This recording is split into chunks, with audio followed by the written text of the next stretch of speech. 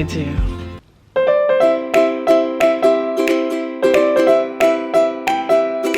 Well, hello, all my party people. I hope that you are enjoying your day and that you're getting out and enjoying some nice weather, although it's a bit gloomy today. I like that the weather's warming up and the flowers are blooming. Oh yeah, well, these are fake flowers, but you know what I'm talking about.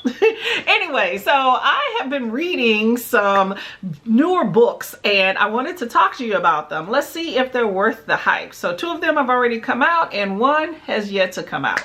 Now, the first one is The Last Tale of the Flower Bride, and this came out February 14th. But it follows a guy who marries this rich, beautiful woman that says that they can have just this glorious, epic marriage as long as he doesn't delve into her past. And he adheres to that for the most part until her aunt gets sick and then they go to her family's house. So then he decides to delve into her past and see who he really married. Meanwhile, in another timeline, you see a younger version of this girl. Her name is Indigo. And you delve into her friendship with this other girl named Azure. I like that name. And this magical world that they create for themselves, which has a very specific end game for them. Now, this book is very flowery with a magical atmospheric language, with lots of descriptions, kind of classical writing in my opinion. And I felt like I was being punked to a certain extent because I didn't really know what was real and what was really fake and what was being talked about. Well, I thought that it was well written with a lot of mythological references. Now, did I get those mythological references? No, but I did recognize them for what they were.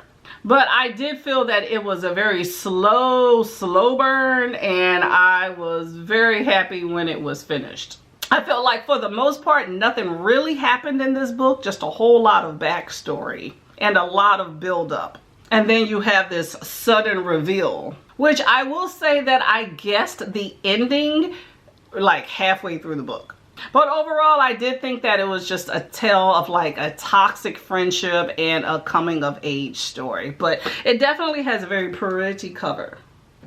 And the next book I have is Venco. This is by Cherie, Dimaline. This came out on February 7th. And this is a somewhat kind of like magical, adventurous novel of like modern day witches finding their own voices. You basically have this girl, Lucky, that lives with her grandmother, who's her bestie, and her name's Stella. And she finds this silver spoon while she's digging inside of the basement during laundry, you know, and it's inscribed with the word Salem on it with a little witch. And then soon after, she's approached by this team of female witches claiming that she's part of this coven. And as Lucky, Stella, and this other group of witches travel all over the places searching for like the last member of their coven, they encounter this old adversary who wants to disrupt their plan. Now, I really do like the motto for the company Venco, Coven, Venco, anyway.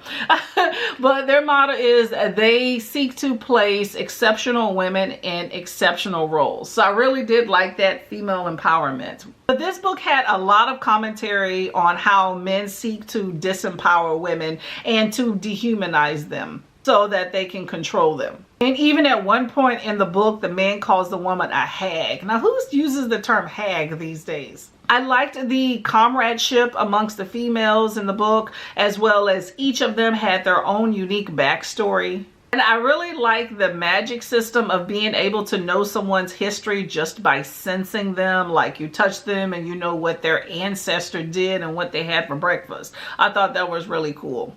But overall, I thought it was really entertaining. It was very comical. You had diversity. You had queerness as well. There was a lot of characters, but you were able to decipher who each and every one of them was, so you didn't get lost in the sauce. And I also thought there was some really sexy ideas expressed in this book, although this book is by no means graphic or a romance, okay? But overall, I did enjoy this book. Definitely better than The Last Tale of the Flower Bride. And the last book I read is a NetGalley arc by Martha Wells, who is the author of Murderbot, which I have heard of and have never read. But anyway, this book is called Witch King, and it comes out May 30th. And it's this big, adventurous, epic tale that has dual timelines. The current timeline follows Kai, who is this demon who wakes up inside of this watery tomb, and he jumps into the first body of somebody he sees. And the book follows him and his ever-growing band of battle buddies of witches and other magical beings when they're trying to figure out how exactly did he die, who betrayed him, find his missing friend, and then navigate the politics of this new world where there's a bunch of betrayals and enemies and backstabbing and people trying to attempt to overthrow this government. And in the other timeline, you get the backstory of how Kai came to be as well as his friends. Now, honestly, I'm gonna just be completely honest, this book was just too much for me. I struggled through it of not being interested and DNF'd it at about 40% when I really wanted to DNF it at 30%.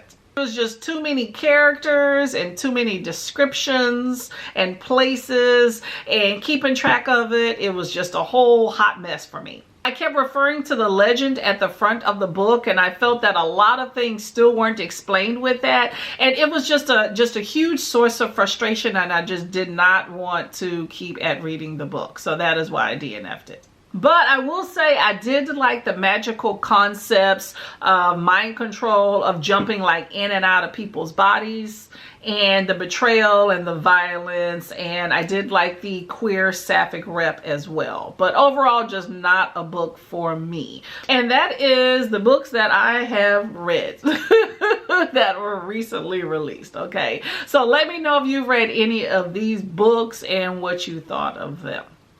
And I'm gonna go read some other stuff, okay? Like, subscribe, and comment, and I'll see you later. Bye-bye.